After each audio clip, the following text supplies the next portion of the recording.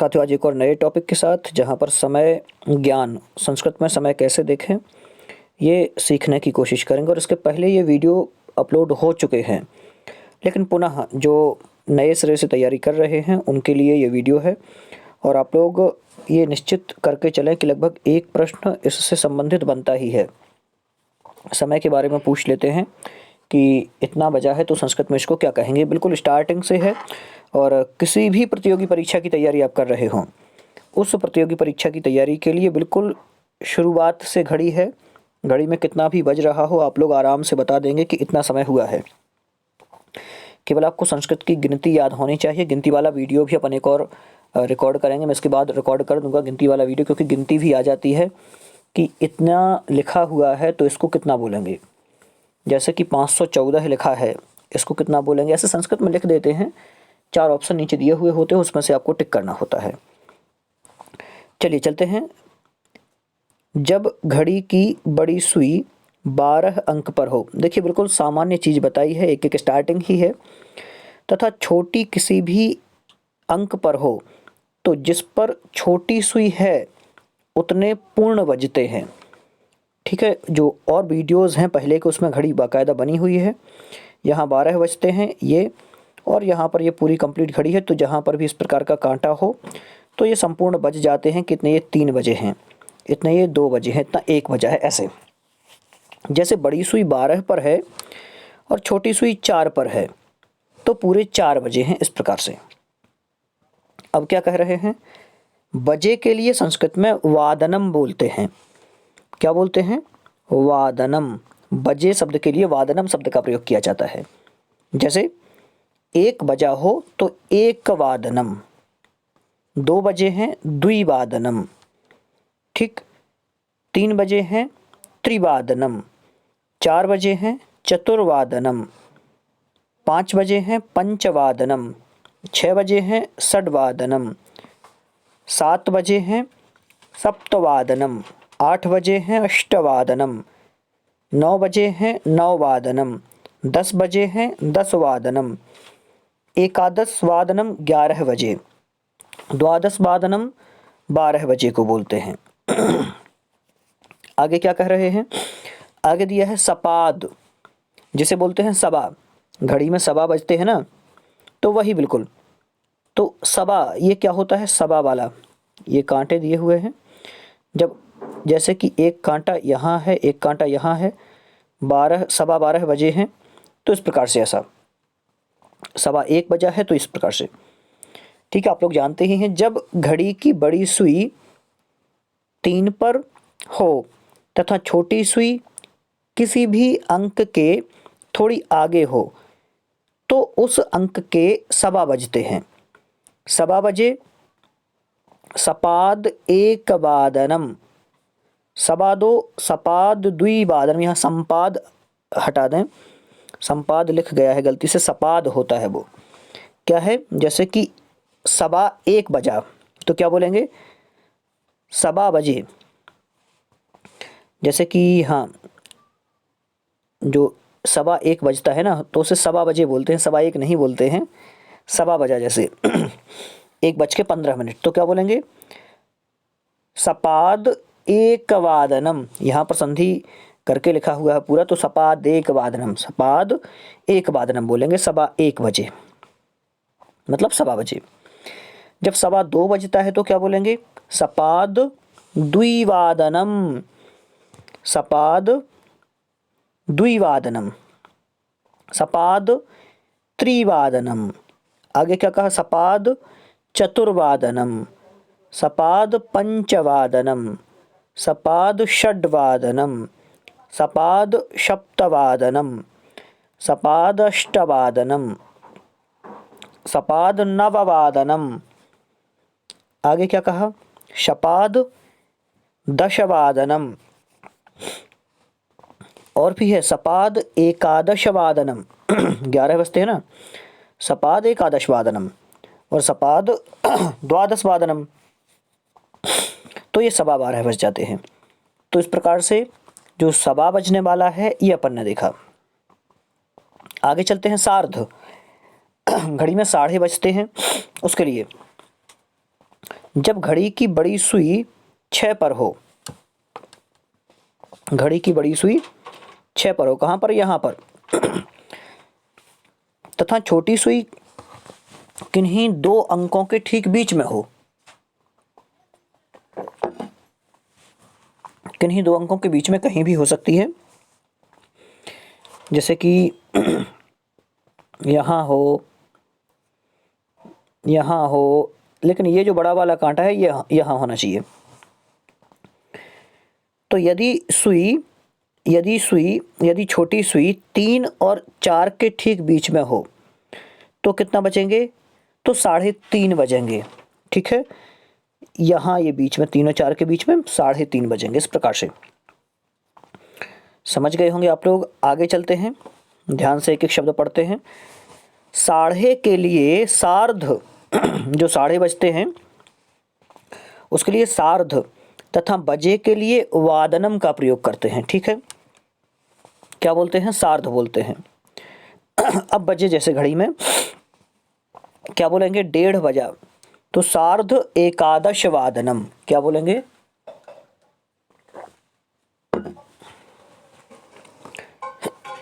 सार्ध एकादश वादनम, सार्ध द्विवादनम, सार्ध त्रिवादनम, सार्ध चतुर्वादनम, सार्ध पंचवादनम, सार्ध षड्वादनम, सार्ध सप्तवादनम, सार्ध अष्टवादनम, सार्ध नववादनम, सार्ध दशवादनम, सार्ध एकादशवादनम और सार्ध द्वादशवादनम। इस प्रकार से सार्ध। अब बचता है पौन, जिसे क्या बोलते हैं? पादोन बोलते हैं।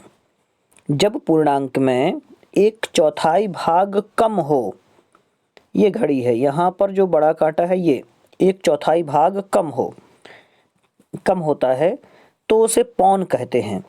घड़ी में जब मिनट की बड़ी सुई 9 पर होती है तब वह 45 मिनट को प्रदर्शित करती है, तो हम कहते हैं कि पौन 2, पौन 4, पौन 6, पौन 9 आदि बजे हैं। संस्कृत में इसी पौन को पादौन कहते हैं। 12:45 को पौन कहते हैं, पौन 1 नहीं, केवल पौन कहते हैं। आगे पौन के लिए पादोन तथा बजे के लिए वादनम का प्रयोग करते हैं। ठीक है, पौन के लिए क्या कहेंगे? पादोन, पादोन शब्द है।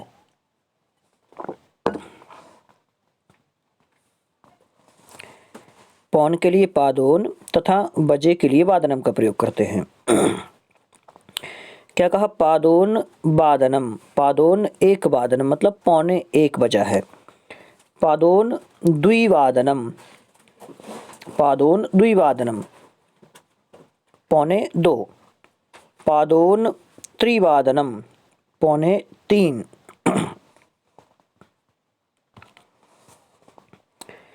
पादोन त्रिवादनम, पादोन चतुर्वादनम, पादोन पंचवादनम। इसी प्रकार से पादोन षड्वादनम, पादोन सप्तवादनम, पादोन अष्टवादनम, पादोन नववादनम, पादोन दशवादनम। इसी प्रकार से पादोन एकादशवादनम, पादोन द्वादशवादनम होता है।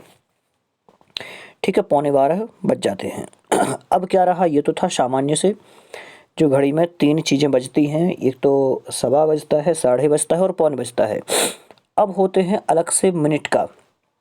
मिनट का कैसे करेंगे? तो देखें, पूर्ण, सवा, साढ़े और पौन के अतिरिक्त भी जब कुछ मिनट अधिक होते हैं या कुछ कम होते हैं तो उन्हें व्यक्त करने के लिए भी एक ढंग है। संस्कृत में मिनट को कला तथा पल, कला और निमेष कहते हैं। संस्कृत में जब समय पूर्णांक, संपाद, सपाद, सार्ध, पादोन के अतिरिक्त मिनट अर्थात पल में बताना हो तब पूर्णांक समय में पहले मिनट की संख्या, क्या कहेंगे? पहले मिनट की संख्या, उसके बाद मिनट की संस्कृत, फिर उत्तर लगाकर समय बताते हैं। उत्तर यहाँ पर अपन उत्तर देख रहे हैं, कभी कभी अधिक भी लगा सकते हैं, उत्तर की जगह अधिक भी। जैसे कहा कि 8:10, तो 8:10 को संस्कृत में किस रूप में बताएंगे? 8:10 को, तो 8:10 को बताएंगे कैसा? 10 पल उत्तर अष्टवादनम। क्या कह रहे हैं? 8:10, या फिर ऐसा कह देंगे कि 10 अधिक अष्टवादनम, ऐसा भी बोल सकते हैं। 10 पल उत्तर अष्टवादनम या फिर 10 अधिक अष्टवादनम भी अपन बोल सकते हैं। यहाँ लिखेंगे 10 पल उत्तर अष्टवादनम, इस प्रकार से पूरा रहेगा। अब क्या कहेंगे, आगे देख लेते हैं। समय में कुछ अन्य प्रकार के बताए जा सकते हैं, जैसे कि 2:05 है। 2:05 को आप क्या लिखेंगे? ध्यान रखना आप लोग, 2:05 को, तो पंच अधिक द्विवादनम, या फिर ऐसा भी कर सकते हैं पंच पल उत्तर द्विवादनम। मैंने आपको पहले भी बताया था कि ये उत्तर जो शब्द है, उत्तर के साथ में इसकी जगह पल की जगह पल, और जो उत्तर शब्द है अधिक कर सकते हैं, सीधा बात है। पंच निमेष भी कर सकते हैं, पंच निमेष अधिक द्विवादनम, ऐसा कर सकते हैं, या पंच अधिक द्विवादनम ऐसा कर सकते हैं, या फिर पंच पल उत्तर द्विवादनम, पंच पल उत्तर द्विवादनम ऐसा। अब यहाँ पर 10:25 हैं, तो क्या करेंगे? वही है बिल्कुल, पंचविंशति निमेष अधिक या फिर पंचविंशति पलोत्तर दशवादनम। ठीक है, बिल्कुल ऐसा ही चलेगा। आगे देख लें आप लोग, 6:07, क्या कहा?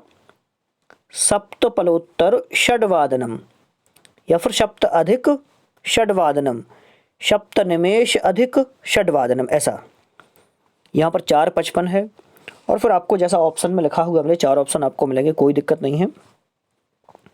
4:55 है, तो पंचाशत, 55 को बोलते हैं पंचाशत, और पलोत्तर अपन जोड़ ही रहे हैं, और कितना है? चतुर्वादनम, 4 है लास्ट में, चतुर्वादनम। इस प्रकार से आप पूरी घड़ी को लगा करके देख सकते हैं। आपको अपने मन से बताना है, यदि 3:05 है तो इसको क्या बोलेंगे? पंच अधिक त्रिवादनम या पंच पलोत्तर त्रिवादनम, ऐसा। और आप लोग देख लें, बहुत सारे आप लोग ऐसे उदाहरण कर सकते हैं, जैसे कि 4:10 हुआ, क्या करेंगे? 10 पहले लिखेंगे, पलोत्तर लिख दें या अधिक लिख दें, चतुर्वादनम। तो ऐसे करके आप लोग पूरी घड़ी बहुत आसानी से कर सकते हैं। और घड़ी को आप लोगों को देखना सीखना है, और आप लोग लिख कर भी घड़ी के जो पॉइंट बनते हैं उनको भी देख लें, जिससे घड़ी संबंधी कोई समस्या आपको ना आए। और यदि इससे संबंधित एक प्रश्न आपसे पूछा जाता है गद्य पद्य के अलावा, तो फिर आराम से आप लोग इस प्रश्न को हल कर पाएंगे और आपका 1 नंबर पक्का रहेगा। और जो MP वर्ग 2 है, MP वर्ग 2 में भी ये पूछे गए हैं प्रश्न, तो उस दृष्टि से भी महत्वपूर्ण है। और आप लोगों को एक और अभ्यास करना है, जो एक थोड़ा सा बड़ा अभ्यास आपका होने वाला है, विलोम शब्द वाला। आप लोगों ने विलोम शब्द भी पढ़े होंगे, विलोम शब्द का भी एक मैं वीडियो लाऊंगा जिसमें बहुत सारे विलोम शब्द रहेंगे, और जो संस्कृत से संबंधित विलोम शब्द हैं जो वहाँ पर पूछे जाते हैं। क्योंकि हिंदी और संस्कृत के एक जैसे ही विलोम शब्द हैं, लेकिन कुछ शब्द संस्कृत में भिन्न हैं, तो उनको देख लेंगे अपन आराम से। और संस्कृत के पेपरों में जो पूछे जाने की संभावना रहेगी वो भी एक अपन कर लेंगे। और कोशिश यही कर रहा हूँ कि ज़्यादा से ज़्यादा वीडियो लाऊँ।